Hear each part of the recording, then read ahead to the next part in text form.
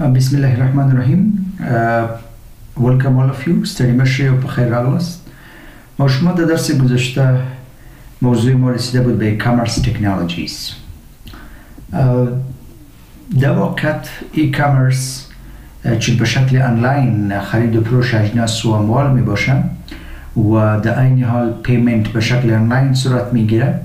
از آن سبب بدون تکنولوژی اصلا ممکن نیست که e-commerce کندکت شود.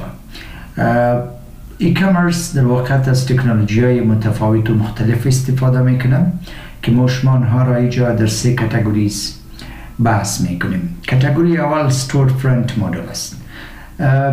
The storefront model transaction processing, security, online payment و information storage با هم یک جا صرف میشه و به این ترتیب یک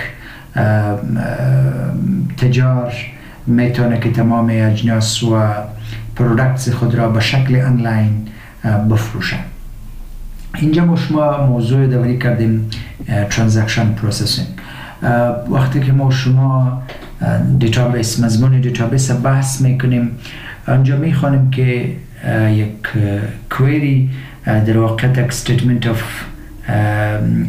است که در زبان SQL نوشته میشه و توسط آن استیتمنت از دیتابیس ریکوست میشه که دیتا برای ما شما به دست بده و یا در دیتا تغییرات وجود بیاره.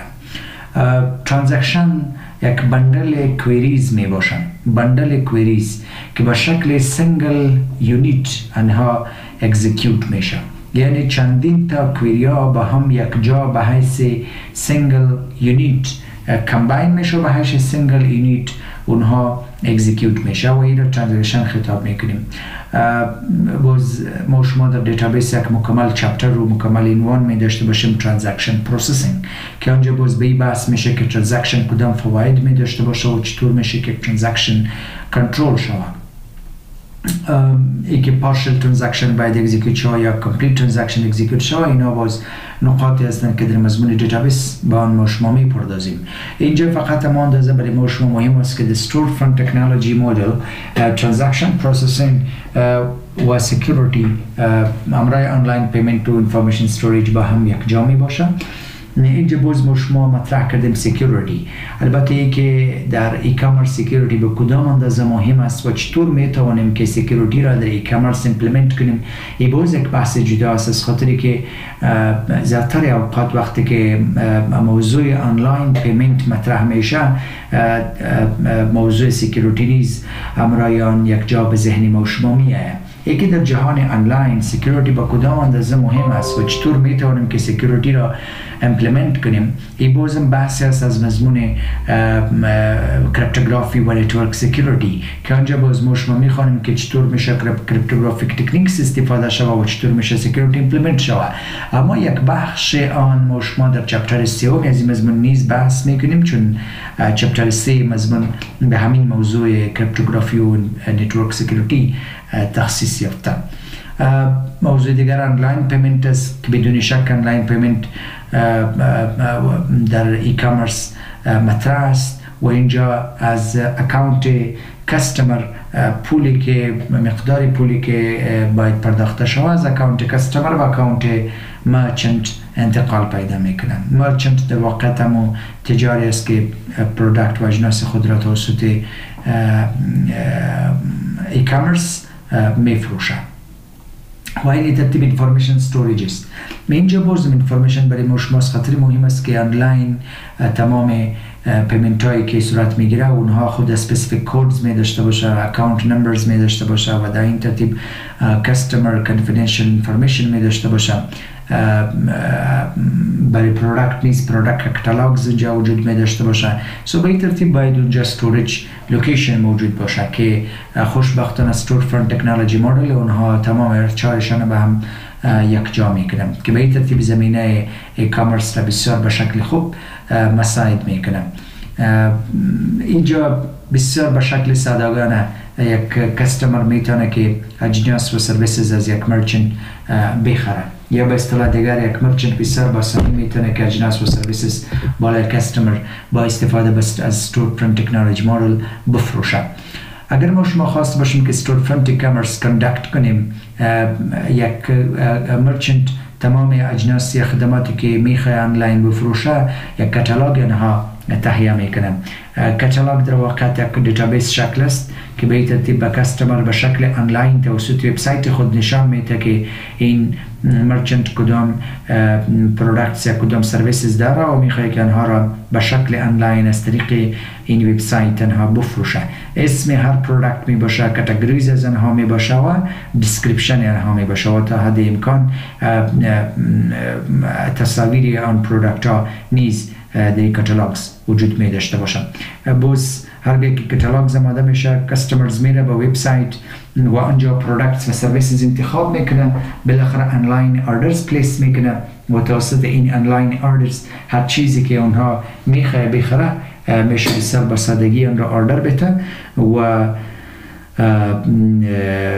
مرچنت میتونه که از طریق این وبسایت خود پیمنت اکسپت کنن. البته اینجا بازم که پیمنت اکسپت میشه، اینجا باز بانکس اینوالو هستن. مثلا یک بانک، کدام بانکی که امرای کستمر امرای آن کانترکت داره و اکاونت داره و بانکی که یک مرچنت نیز در آن اکاونت خود اوپن کرده، این بانکس به هم اینتراکشن میکنه و بالاخره اکاونت کستمر دیدکت میشه و اندازه خریدی که کستمر را انجام داده پولی آن مقدار با اکاونت مرچنت ترانسفر میشه. و هرگاهی که پیمنت به شکل درست صورت میگیره، هر چیزی که توسط کستمر خریداری شده آنها طرف کستمر دلیور میشه. البته اینجا باز دلیوری به شکل آفلاین است، طبیعی است از خاطری که فقط اینجا ما شما در ای-کامرس پیمنتس به شکل آنلاین داریم. هرگاهی که پیمنت صورت میگیره و اوردر اکسپت میشه، پروسس میشه، بالاخره هر پروداکتی که کستمر آن را خریداری کرده به شکل دلیوری آن به طرف کستمر از طرف مرچنت انتقال پیدا میکنه.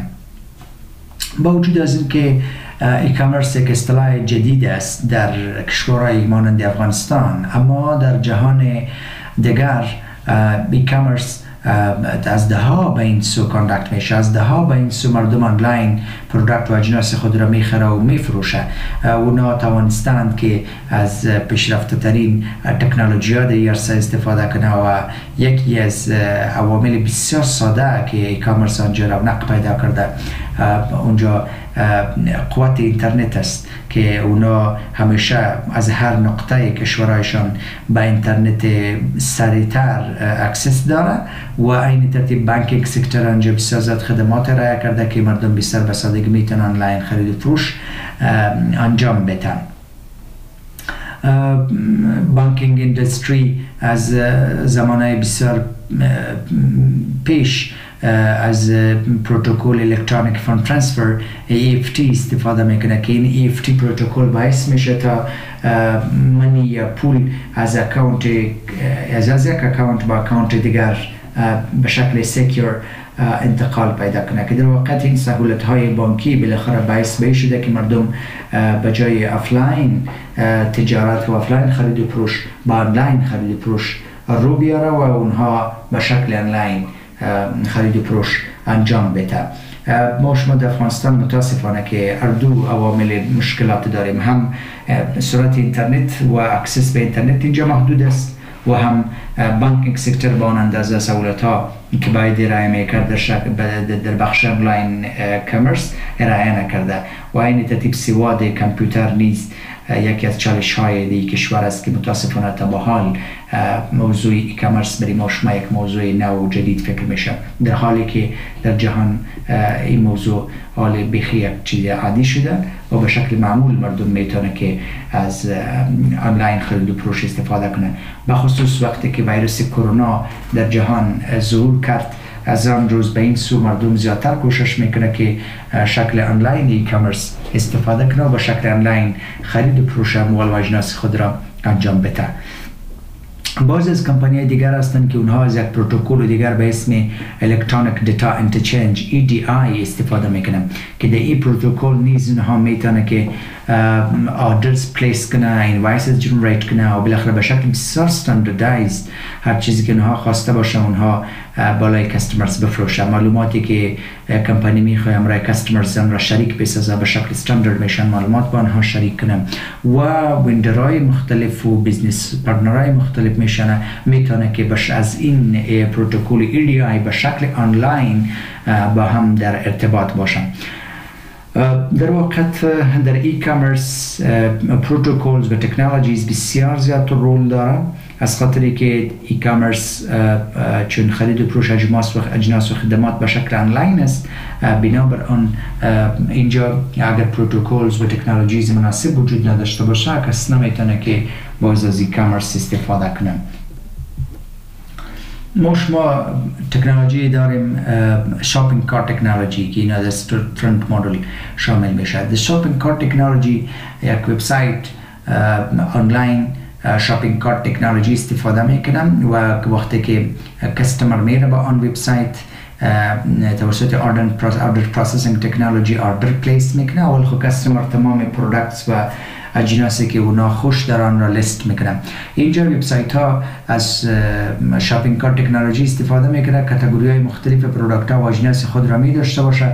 کستمر میره از یک کاتگوری مشخص پروداکت ها را میبینه، هم اسم پروداکت ها و هم دیسکریپشن آنها را و هم قیمت های آنها را و اگر ممکن باشه ویدیو کلیپس یا تصاویر آن را میبینه و بالاخره اگر خواسته باشه آن را به وش لیست اضافه میکنه و یا آن را به شاپینگ کارت اضافه میکنه. هرگاه که تمام پروداکت هایی که کستمر آن را آنلاین شاپ میکنه به یک شاپینگ کارت اضافه میشه، بالاخره در آخر میشه که توسط این شاپینگ کارت کستمر آردر خود را پلیس کنه. هرگاه که آردر پلیس میشه اونجا به هر مقدار پولی که در مقابل این اجناس یا این خدماتی که کستمر آن را خریداری میکنه باید از اون کستمر دور داده شه به شکل آنلاین، از اکانت کستمر به اکانت مرچنت انتقال پیدا میکنه. اینجا در واقع مرچنت سرور یک دیتابیس می باشه که در اون دیتابیس name of the product, description of the product, availability, quantity, price, ویدیو کلیپس یا تصاویر تمام اینها در آن دیتابیس استور می باشه. هرگاه که یک کستمر به سر میزنه با وبسایت فقط توسط سرچینگ متدولوژیز پروداکت ها را سرچ میکنه و دیسکریپشن هایی که لازم هستند آنها را از آن دیتابیس سرور به دست میاره و به این ترتیب میشه که آنها را با وش لیست یا با شاپینگ کارت تکنولوژی اضافه کنه و بالاخره از طریق باز پول پرداخت کنه و آردر پلیس کنه. Amazon.com این تکنولوژی شاپینگ کارت را بسیار به شکل خود تشریح میکنه. اگر که از شما سر بزنید به Amazon.com اونجا باز میبینید که شاپینگ کارت تکنولوژی بسیار به شکل خوب امپلمنت شده و کستمر میتونه که از امازون وبسایت توسط شاپینگ کارت تکنولوژی اجناس و خدماتی که اونها نیاز داشته باشه اونا را خریداری کنه. اگر وبسایت های دیگری را شما به خاطر شاپینگ کارت تکنولوژی میخواین ببینین پس سر بزنین با etize.com با edibuyer.com و cdnow.com. این ترتیب وبسایت های دیگری نیز وجود داره که انها از شاپینگ کارت تکنولوژی استفاده میکنن. در واقع هرگاهی که اینتراکشن یا ای-کامرس تایپ بیزنس تو کنزیومر باشه در آن صورت از این تکنولوژیز بسیار زیاد بگونه زیاد و وسیع‌تر استفاده میشه که اونجا کستمر ادرس خود را پلیس میکنه به شکل آنلاین و میشه به شکل آنلاین اجناس و خدماتی که اونا میخواه آن را خریداری کنه. شاپینگ مال نیز ما شما که از مثال استور فرنت تکنولوژی انتخاب کردیم. طوری که ما شما افلاین مالز داریم، افلاین مالز نیز به آن مارکت ها گفته میشه که آنها پرودکت ها و اجناس مختلف و متفاوت را از برند های مختلف در یک جا با هم جمع میکنه و باز مردم میره و از آن خریداری میکنه. در آنلاین شاپینگ مال این ترتیب اجناس و خدماتی از کمپانی های متفاوت جهان، از برند های متفاوت جهان در یک جا برای کستمر نشان داده میشه و کستمر میشه که از آنها انتخاب کنه و در واقع بتونه که هر پرودکت یا هر جنسی که خوش داشته باشه اونا را از برندهای مختلف در یک جا خریداری کنه.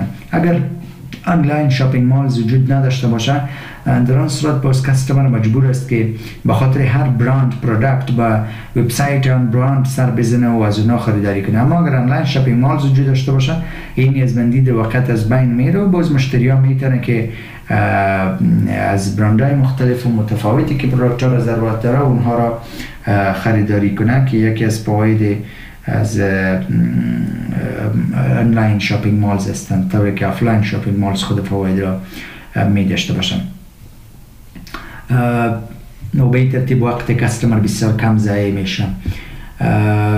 اینا آنلاین شاپینگ مالز در وقت شکل آنلاین شاپینگ پورتالز می داشته باشند که ترافیک ها را از موقعیت مختلف جغرافیایی به لیدینگ شاپینگ ریتیلرز هدایت میکنه و آنها انجام میشه که اجناس خدمات از برندهای مختلف بخره.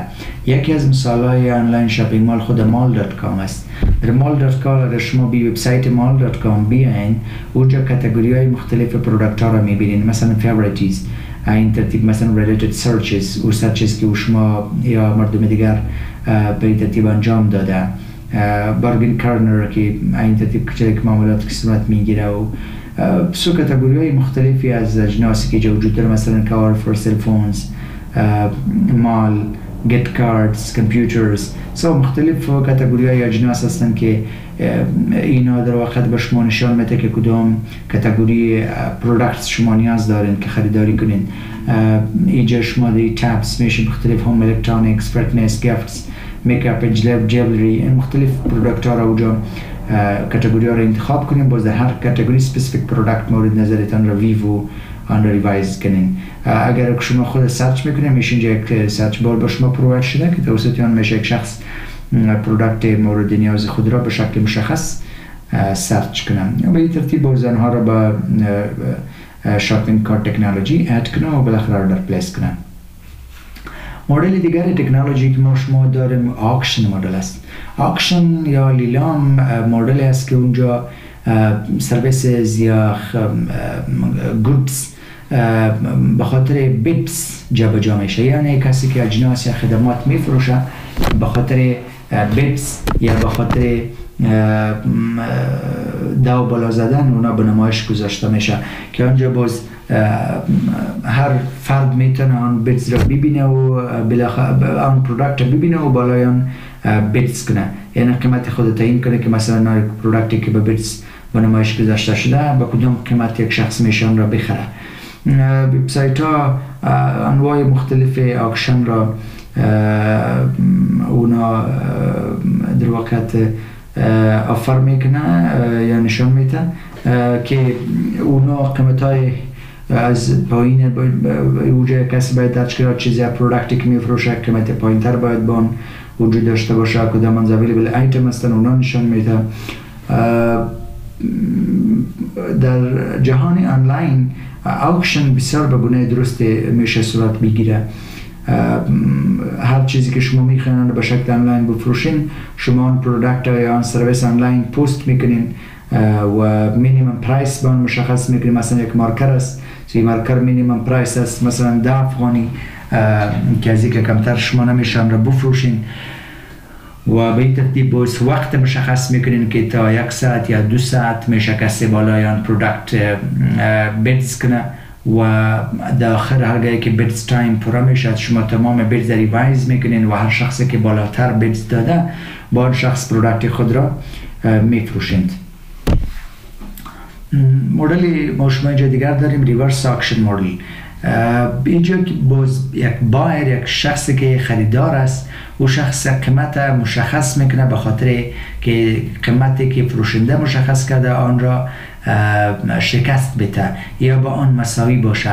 از خاطر مثلا یک شخص از یک مارکت میفروشه به 10 افغانی، اینجا باز در ریورس آکشن سایت یک خریدار مشخص میکنه که این ترتیب قلم اگر میشه به 10 افغانی و شخص دیگری بخره، یعنی به اونا یک قسم شکست میده که پروداکتی که شما به مینیمم قیمت گفتین در واقع قیمت است و میشه شما اگر ضرورت داشته باشه میشه بخرین.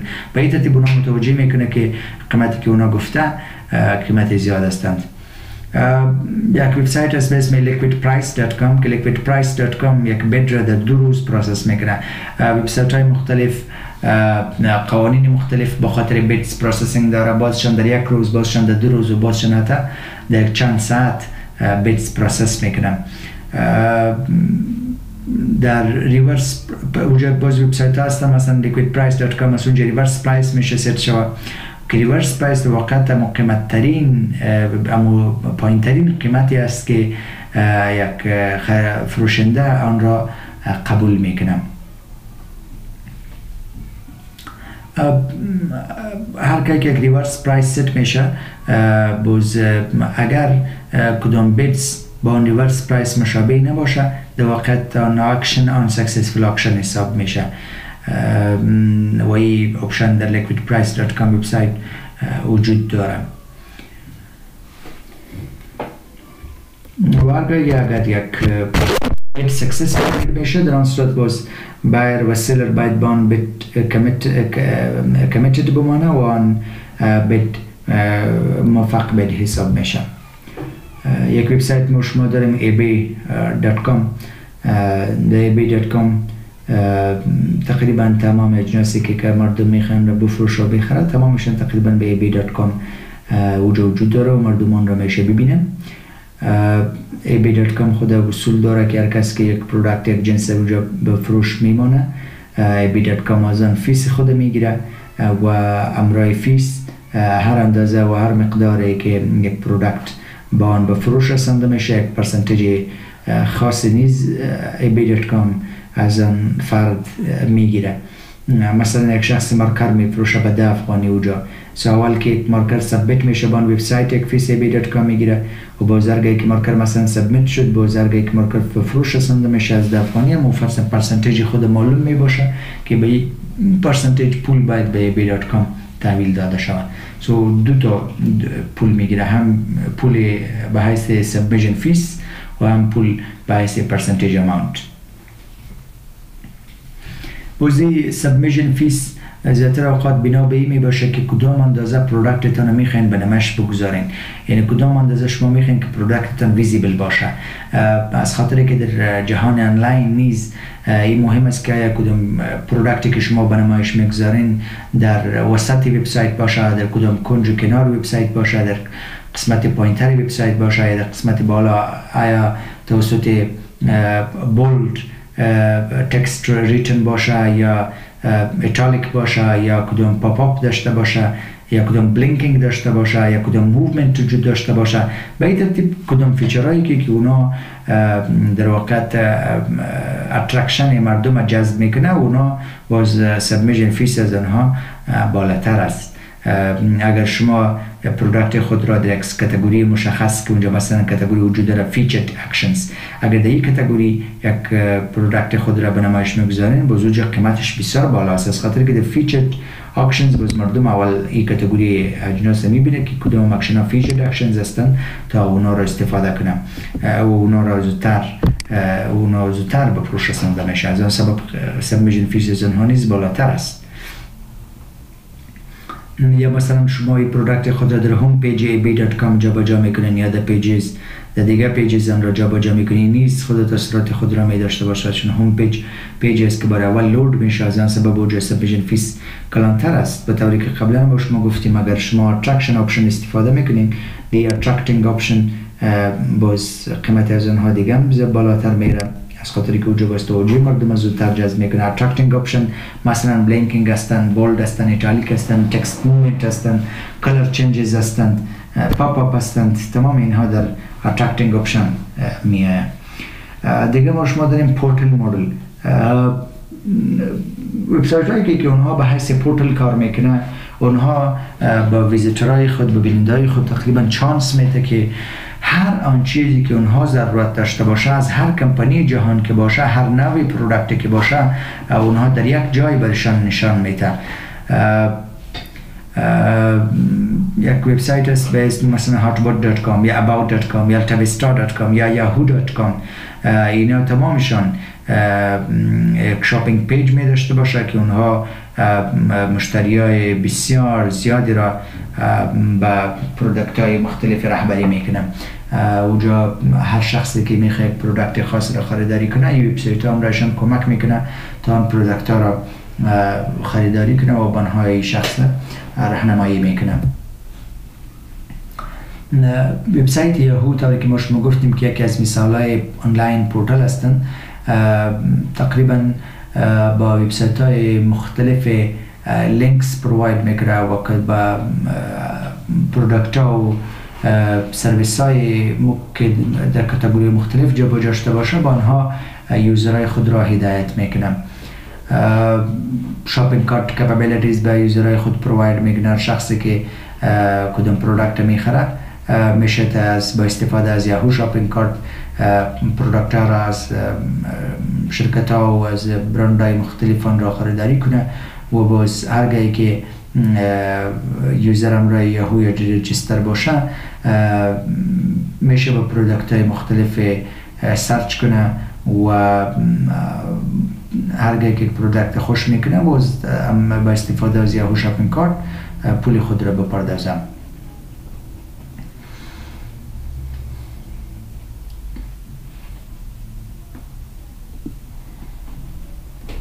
خب ما شما گفتیم که پرودکت میشه با توسط شاپینگ کارت تکنولوژی بخره. میشه از شاپینگ کارت تکنولوژی استفاده کنه یا از ویش لیست استفاده کنه که در ویش لیست در واقع خود ویب پیج می باشه که او پیج باز در اگر فعلا یوزر چیز نمیخره باز آینده که با آن وبسایت سر میزنه اما ویش لیست آن یوزر در دیتابیس آن وبسایت ذخیره می باشه و اونا برشان نشان میده که چیزا بودن که شما آن رو خوش کرده بودین، آیا حاضر هستین که اینا را امروز بخرند یا خیر.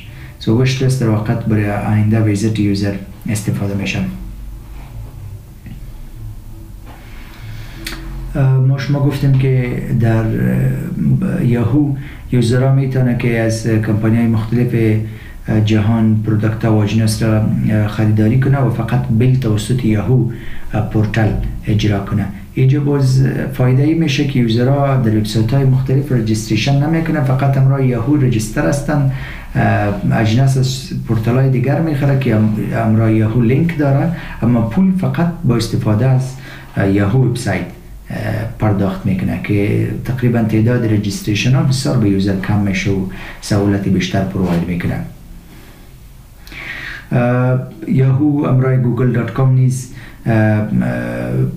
پارتنرشیپ داره که توسط آن سرچینگ کپابیلیتی یاهو انجین دیگه بیشتر شده و با استفاده از گوگل سرچ انجین باز میشه که توسط کیوردز مشخص پرودکت هایی که یک یوزر با آن ضرورت داره آنها را بسیار با آسانی و راحتی از پورتال های مختلف پیدا کنه و آن را خریداری کنه. خب به این ترتیب ما شما سه تا تکنولوژیز بحث کردیم: استور فرند تکنولوژی مدل، آکشن مدل و آنلاین پورتالز. به این ترتیب رسیدیم به پایان چپتر اول. انشاءالله العزیز در چپتر دوم باز به موضوع آنلاین مارکتینگ میپردازیم. تا آن زمان خدا یارتون.